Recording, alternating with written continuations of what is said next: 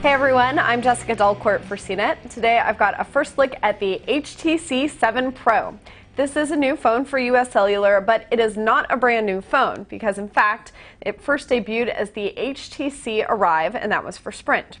So this phone has some of HTC's typical accents. It's got a really thoughtful design and these metal accents that give it sort of a premium feel. It's a little bit heavy. Part of that has to do with the metal and part of it has to do with the QWERTY keyboard. It is a slide out. And the screen here, as you can see, tilts at a 30-degree angle.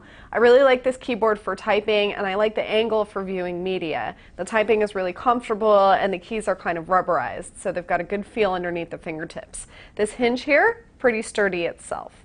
In terms of typing, I also like the Windows Phone Virtual Keyboard, which is one of the most accurate that I've ever used.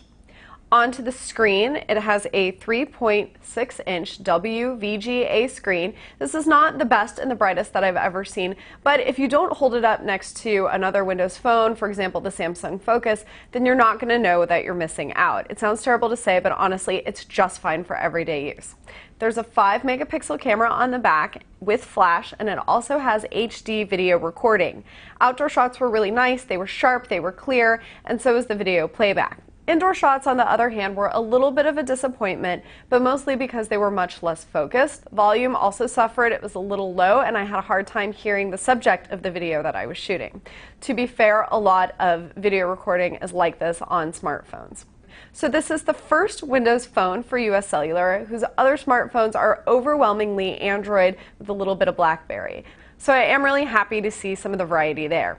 Despite some of the drawbacks with this one phone in particular, it is one of those devices that tends to grow on you. I knew it grew on me.